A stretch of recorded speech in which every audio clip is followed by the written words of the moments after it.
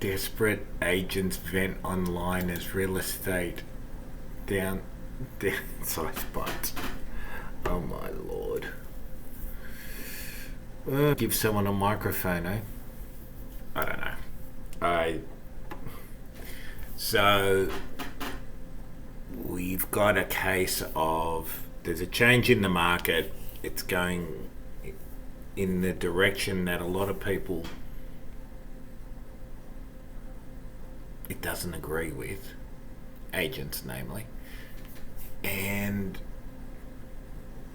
anything put out there is fair game. Fair play. I just love the bit how it's a case of taking the negative. What was that one? The one where the guy put Jessica Thompson, you stole from us during during the open for inspection. Someone took a creative view of why it's so negative. It's the risk. These things are always a risk, isn't it? Isn't that why we like the idea of creativity? Because if you're thinking outside the box. Don't know if I would have used stealing, but hey, he got the clicks, he got the exposure. I'm sure his vendor got a lot of unpaid marketing. Whether it attracted the right person is another matter. But social media to megaphone, and people get singled out for how they use it. Fascinating. But interestingly, all this talk of the downturn and people running out of the industry made me wonder. I started when it was a real recession in '92. So that was the recession Australia had to have. Thank you, Paul Keating. But it goes to show how much the industry's grown. I know it's been a while, but in New South Wales, it was roughly 14,000 licensed real estate agents. It's more like 42,000 now.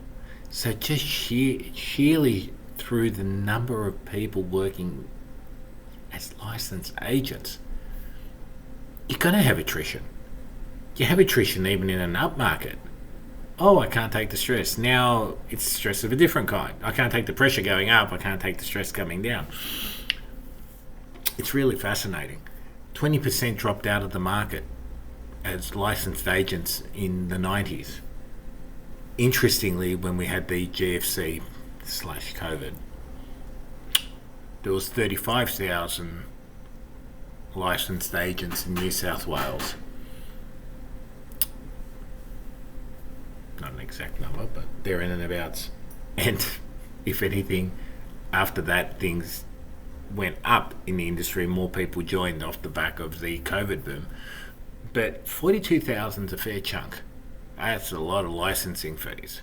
So, will people leave? Yeah, they always do. Do things take longer? Yes, they do. Can the market be rushed? No, markets do what markets do. We're talking macroeconomics, yet everyone's carrying on as though they're the master of their universe. But all these things here are fascinating. Because at this moment in time, there's two ways of looking at it. You've got your cookie cutter mentality, and that's turnover, get those numbers, KPIs, blah, blah, blah, blah. Great. But then you have others that are more bespoke, others that are very niche, very specialized, referral based, got a good Rolodex of contacts. So this is where adaptation happens. If you're a cookie cutter agent that thinks of high volume, the world's going to look really, really, really weird. And it's going to look weird because you don't have 10, 20, 30, 40 people. You might have one. Now, it depends on your philosophy. We all like things to happen for us and things to be easy. But is it that much harder when, rather than not having the opportunity to speak to people who you'd like to speak to, because you can do callbacks, yes, but when you're in the room, in front of someone, reading their body language, looking in the same direction, It's something you may jointly be talking about.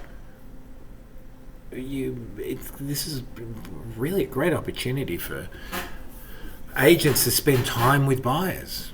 All things being well, if you're a good practitioner, you'd like to have a conversation, even if it's a 10-minute conversation, but at least you're not having a distraction of 20 people walking past you or people being paranoid about being overheard. I was at an appointment earlier today. I was set down for 10 or 15 minutes. I think I left there 30 or 40 minutes later. But I got a really good understanding as to the buyer and how they saw the world and where they were thinking, and it gave a good insight, and that might lead somewhere. I'd hate to think if the room was full of people, I don't think that would have happened. So perhaps it's the age of the artisan agent, where you have someone in front of you, you spend time and you get to know them, and maybe we'll all be better off for it. I know definitely it does pace things a lot differently.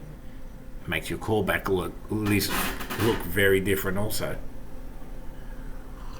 In that Sydney Morning Herald article today, I loved how they cited that gentleman, that agent, he might have been interstate, talking about vendors shouldn't sell their own property, and by you taking our commission, if you just discount the commission and use that as your baseline, the buyer wins, you're not winning.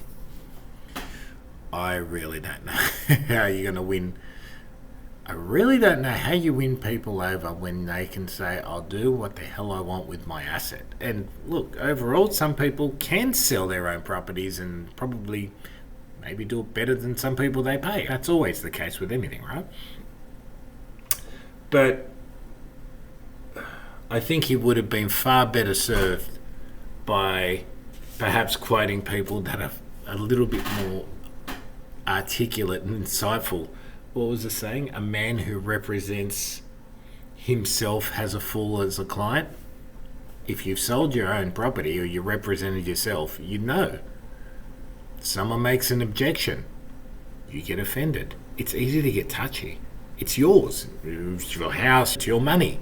So it takes a real kind of person. You got to be really conditioned to sort of let it be water off a duck's back, I think. I think it's just an easier thing to say, that you're paying someone for their objectivity. If you went to represent yourself legally, you pay someone for their objectivity. You're not trying to disprove yourself. It's about fact. There is an approach.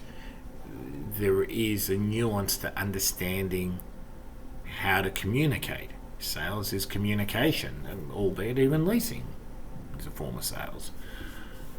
But I tell you, this is some interesting times. People's behavior. You only know someone's real personality in the face of adversity. I don't think we're at adversity yet, but I'm guessing some people think they are, and they're getting on their little microphones. So it's interesting. Really interesting.